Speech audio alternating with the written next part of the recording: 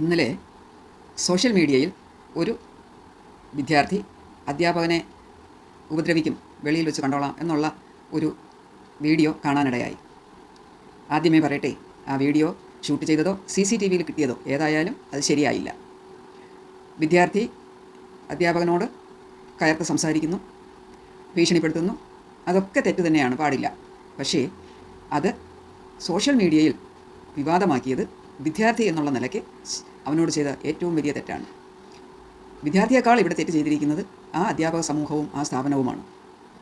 കാരണം വിദ്യാർത്ഥി എന്ന് പറയുന്നത് അവൻ ചെറിയ പ്രായക്കാരനാണ്, +1 വിദ്യാർത്ഥിയാണ്, 10-16 വയസ്സൊക്കെ കാണുമായിരിക്കും.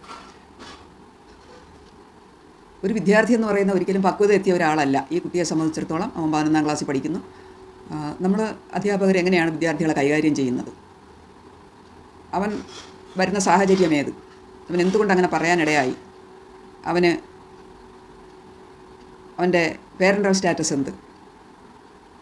അവൻ പഠിക്കുന്നുണ്ടോ, പഠിക്കാതെയാണോ? എങ്ങനെയാണ് ഈ കുട്ടി ഇങ്ങനെ ആയത്? ഇത് പറയാനുണ്ടായ സാഹചര്യം എന്താണ്? ഇപ്പോൾ മൊബൈൽ ഉപയോഗിച്ചു, അത് പിടിച്ചു വാങ്ങിച്ചു വെച്ചു. അത് മൊബൈൽ ഉപയോഗിക്കാൻ പാടില്ല എന്ന് നിഷ്കർഷത ഉണ്ടെങ്കിൽ തീർച്ചയായിട്ടും കുട്ടി മൊബൈൽ ഉപയോഗിക്കാൻ പാടില്ല. പക്ഷേ അത് പിടിച്ചു വാങ്ങിയ രീതിയിൽ തെറ്റുണ്ട്. അങ്ങനെ ആയിരുന്നില്ല മൊബൈൽ വാങ്ങേണ്ടത്. ഇപ്പോൾ ഈ വീഡിയോയിൽ കാണുന്ന രീതിക്കാണെങ്കിൽ കുട്ടിയോട് അനുനയത്തിൽ അല്ല അത് വാങ്ങിയിരിക്കുന്നത്. ഒറ്റ ഇതിന് വാങ്ങി, പിടിച്ചു പറിച്ച് വാങ്ങിയതുപോലെ വാങ്ങിയെന്നാണ് ഞാൻ മനസ്സിലാക്കുന്നത്. ശരിക്കും പറഞ്ഞാൽ നമ്മൾ കുട്ടികളോട് എങ്ങനെ ഇടപഴകണം? കടുക് വറുക്കുന്നത് പോലെ കുട്ടികളോട് പെരുമാറിയാൽ തിരിച്ചും അതുപോലെ തന്നെ വരും. ഇന്നത്തെ തലമുറ അധ്യാപകർക്കാകട്ടെ വിദ്യാർത്ഥികൾക്കാകട്ടെ ക്ഷമയില്ല. അധ്യാപകൻ്റെ ആ ഒരു അനുനയത്തിലുള്ള ഇടപെടലുണ്ടായിരുന്നെങ്കിൽ ഈ രീതിയിലൊരു സാഹചര്യം ഒരിക്കലും ഉയർത്തെഴുന്നേൽക്കില്ലായിരുന്നു. അപ്പോൾ ഇന്നത്തെ തലമുറയിലെ അധ്യാപകർക്കും ക്ഷമയും അനുനയവും കുട്ടികളെ നയത്തിൽ കൈകാര്യം ചെയ്യാനും ഒന്നുമുള്ള ഒരു പ്രാക്ടിക്കൽ സ്കില്ലില്ലെന്ന് ഞാൻ മനസ്സിലാക്കുന്നു. വിദ്യാർത്ഥികൾ പലതരക്കാരാണ്.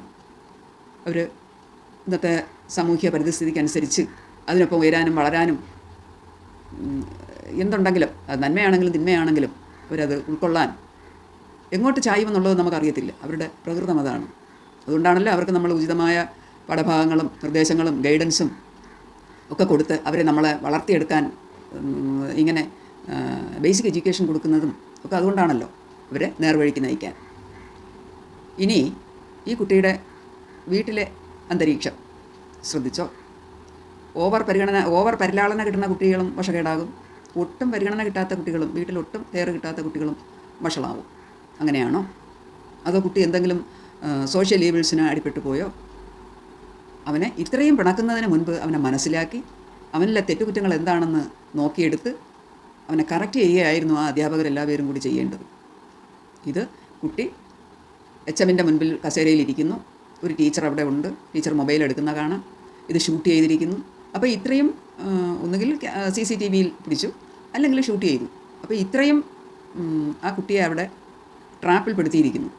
അവനെ അവിടെ ഇരിക്കാനുണ്ടായ സാഹചര്യം പ്രിൻസിപ്പാളിൻ്റെ HMൻ്റെ മുമ്പിൽ ഒരിക്കലും കുട്ടി വന്ന് ഞാൻ കണ്ടിട്ടില്ല, എൻ്റെ അനുഭവത്തിലില്ല. നമ്മളൊരു തെറ്റ് കണ്ട് കുട്ടിയെ വിളിപ്പിക്കുകയോ ഒക്കെ ചെയ്താൽ നമ്മളെ മുൻപിൽ വന്ന് കുട്ടി ഇരുന്ന് സംസാരിക്കുന്ന ഒരു സാഹചര്യം എനിക്ക് മനസ്സിലായില്ല. കുട്ടിയെ നമ്മളവിടെ നിർത്തി അവൻ്റെ കാര്യങ്ങളൊക്കെ ചോദിച്ച് അവൻ നല്ല ശോഭിച്ചിരിക്കുകയാണെങ്കിൽ അവനെ അനുനയത്തിൽ പറഞ്ഞ് തണുപ്പിച്ചതിന് ശേഷം മാത്രം കാര്യങ്ങൾ അങ്ങോട്ട് ബോധിപ്പിക്കാതെ ഒറ്റയടിക്ക് അവനോട് കാര്യങ്ങൾ പറയുകയും. സ്കൂളിൽ ഓരോ കാലഘട്ടത്തിനനുസരിച്ചും, സ്കൂളിലായാലും കോളേജിലായാലും ഓരോ ക്ലാസ്സിലോ അല്ലെങ്കിൽ ഹോൾ സ്ഥാപനത്തിലോ 1-2 കുട്ടികൾ വികൃതികളും കുസൃതികളും പറഞ്ഞാൽ കേൾക്കാത്തവരും അല്പം ഓവറായിട്ട് പെരുമാറുന്നവരും ഒക്കെ നമ്മൾ കലാകാലങ്ങളിൽ കണ്ടിട്ടുണ്ട്. അതിനവരെ കംപ്ലീറ്റ് ഇല്ലാതാക്കുകയോ എന്നും പിടിച്ച് പോലീസിൽ കൊടുക്കുകയോ എന്നും റിപ്പോർട്ട് ചെയ്യുകയോ സോഷ്യൽ മീഡിയയിൽ വിടുകയോ അല്ല നമ്മൾ ചെയ്യുന്നത്. അവനോട് എങ്ങനെ പെരുമാറണമെന്നുള്ള ഒരു സൈക്കോളജി, ഒരു കെമിസ്ട്രി നമ്മൾ മനസ്സിലാക്കി വെച്ച് ആണ് ആ കുട്ടിയോട് നമ്മൾ കൈകാര്യം ചെയ്യുന്നത്. നീ നമുക്ക് വളർത്തിയെടുക്കണം, പഠിപ്പിക്കണം, പരീക്ഷ എഴുതണം, പാസ്സാവണം, അവനൊരു ഭാവി വേണം എന്നുള്ള ഉദ്ദേശത്തിലല്ലേ നമ്മൾ കൈകാര്യം ചെയ്യുന്നത്. അങ്ങനെയാണ് നമ്മൾ കൈകാര്യം ചെയ്യേണ്ടത്. കുട്ടിയുടെ പേരൻസിനെ വിളിപ്പിക്കാം, പേരൻസിനെ വിളിപ്പിച്ച് കാര്യങ്ങൾ അന്വേഷിക്കാം. അഥവാ പേരൻസ് വന്നില്ലെങ്കിൽ എന്തുകൊണ്ടാണെന്ന് അത് അന്വേഷിക്കാം. പേരൻ്റൽ സ്റ്റാറ്റസ് നോക്കാം, കുട്ടിയുടെ ഫ്രണ്ട്സ്, പിയർ ഗ്രൂപ്പ് എങ്ങനെ ഉണ്ടെന്ന് നോക്കാം. ഇതൊക്കെയാണ് സൈലൻ്റായിട്ട് രഹസ്യമായിട്ട് കുട്ടിയെ നന്നാകാൻ വേണ്ടി കുട്ടിയിൽ നിന്ന് മനസ്സിലാക്കി എടുക്കേണ്ടിയിരുന്നത്. പിന്നെ അവനെ സാഹചര്യങ്ങളെല്ലാം മനസ്സിലാക്കിയതിന് ശേഷം തീരെ നമ്മളെ കയ്യിൽ നിൽക്കാത്ത കുട്ടിയാണെങ്കിൽ അത് ബന്ധപ്പെട്ടവരെയൊക്കെ അറിയിച്ച് അവനെ നന്നാകുന്നത് വരെ, നന്നാക്കി എടുക്കുന്നത് വരെ അതിന് കൗൺസിലിംഗ് ആകാം. അതുപോലെ ബന്ധപ്പെട്ട സ്ഥാപനങ്ങളുണ്ട്, അവരെ കൂടെ സഹായത്തോടു കൂടി അവിടെയൊന്നും ഇവനെ മാറ്റി നിർത്തുകയോ സ്കൂളിൽ നിന്ന് വെളിയിലാക്കുകയോ ക്ലാസ്സിൽ നിന്ന് പുറത്താക്കുകയോ ഒന്നും ചെയ്തുകൊണ്ടല്ല, ഒപ്പം പിടിച്ചുകൊണ്ട് മറ്റുള്ള കുട്ടികൾക്കൊപ്പം, നമുക്കൊപ്പം, നമ്മൾ അധ്യാപകർക്കൊപ്പം അവനെ ഇവിടെ ചെയ്തതെന്ന് പറഞ്ഞാൽ കുട്ടിയുടെ പോരായ്മകൾ അല്ലെങ്കിൽ കുട്ടി സംസാരിക്കുന്നത് റെക്കോർഡ് ചെയ്തു, ഒക്കെ ആയിക്കോട്ടെ, റെക്കോർഡ് ആവശ്യമാണെങ്കിൽ അത് നിങ്ങൾ സൂക്ഷിച്ചു വയ്ക്കുക. അതെടുത്ത് മീഡിയയിൽ കൊടുത്തു, സർവ്വ മീഡിയകളും അത് അലക്കി. അത് ആ കുട്ടിയോട് ചെയ്ത ഏറ്റവും വലിയ തെറ്റല്ലേ? ഇവിടെ ഇപ്പോൾ വലിയ തെറ്റാരാ ചെയ്തിരിക്കുന്ന, കുട്ടിയാണോ അധ്യാപകരാണോ?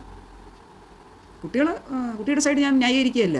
ഒരു വിദ്യാർത്ഥി എന്ന് പറഞ്ഞാൽ അങ്ങനെയാണ്. അവൻ ചെറിയ ഒരു തൈ നമ്മൾ നട്ടതായിട്ട് കൂട്ടണം. ചെറിയ ഒരു ചെടി നമ്മൾ നട്ടാൽ അതൊരു വളർന്ന് പന്തലിച്ച് വലിയൊരു മാമരമാകണം, അല്ലെങ്കിൽ വലിയൊരു വള്ളിച്ചെടിയായിരിക്കും എന്ന് നമ്മൾ കണക്ക് കൂട്ടണം. അപ്പോൾ അതിന് നടുമ്പഴേ തന്നെ ആവശ്യമായ വളങ്ങളും വെള്ളവും പരിചരണവും കൊടുത്ത് നേരാവണ്ണം വളരുന്നുണ്ട് എന്ന് നമ്മൾ ഉറപ്പാക്കണം. അത് മരം അങ്ങോട്ടോ ഇങ്ങോട്ടോ അതിർത്തിക്ക് അപ്പുറത്തോട്ടോ ചാഞ്ഞു പോവുകയോ അല്ലെങ്കിൽ ആ വള്ളിച്ചെടി മറ്റ് ചെടികളിൽ കുരുങ്ങി ഇപ്പോൾ ചുറ്റിപ്പടർന്ന് വളർന്ന് പല വഴിക്കും നാലാ വഴിക്കും പോകുകയോ, അങ്ങനെ വരുമ്പോൾ ആ ചെടി വളർന്ന് നമ്മുടെ അതിർത്തി വിട്ട് അടുത്ത പറമ്പിലേക്കും പോകും. അത് അവർക്ക് ശല്യമാകും, പിന്നെ അത് സൊസൈറ്റിക്ക് ശല്യമാകും. അങ്ങനെയൊന്നും പോകാതെ ആവശ്യമായ താങ്ങ് കൊടുത്ത്, സപ്പോർട്ട് കൊടുത്ത്, അതിന് വേണ്ട പരിചരണം കൊടുത്ത്, യഥാസമയം ആവശ്യമായ കട്ടിങ്ങും പ്രൂണിങ്ങും ഒക്കെ നടത്തി വലുതാക്കിയെടുക്കണം. നമുക്ക് ആദായം കിട്ടാൻ പാകത്തിന്, നമ്മുടെ അതിർത്തിക്കകത്ത് തന്നെ നിൽക്കാൻ പാകത്തിന് ആ ചെടിയെ നമ്മൾ മുൻകരുതലോടുകൂടി വേണം വളർത്തിയെടുക്കാൻ. അല്ലാതെ ഇവിടെ പാഠഭാഗം പഠിപ്പിച്ചു എല്ലാം ചെയ്തു, ഓക്കെ, പക്ഷേ അവൻ്റെ ഓവറാൾ അച്ചീവ്മെൻറ്റ്, അവൻ്റെ ഓവറാൾ ബിഹേവിയർ കൂടി നമ്മൾ അധ്യാപകർ ശ്രദ്ധിക്കണം. അതിന് നമ്മൾ തോക്കാൻ പാടില്ല. അവിടെ കുട്ടി ഒരു തെറ്റ് കാണിച്ചു, ഭയങ്കര തെറ്റ് കാണിച്ചാൽ പോലും അത് അവനെ കൈകാര്യം ചെയ്യേണ്ട രീതിയിൽ, അനുനയത്തിൽ, സാധാരണ അത് ഫിസിക്കൽ എഡ്യൂക്കേഷൻ അധ്യാപകരൊക്കെയാണ് അങ്ങനെയുള്ള കുട്ടികളുടെ കൂടെ കൂടുകയും അവരെ നേർവഴിക്ക് നയിക്കുകയും ഒക്കെ ചെയ്യുന്നത്. ഇപ്പോൾ എല്ലാ അധ്യാപകർക്കും എല്ലാം വശമായിരിക്കില്ല. അങ്ങനെ കുട്ടിയെ കറക്റ്റ് ചെയ്ത് എടുക്കേണ്ടതാണ്.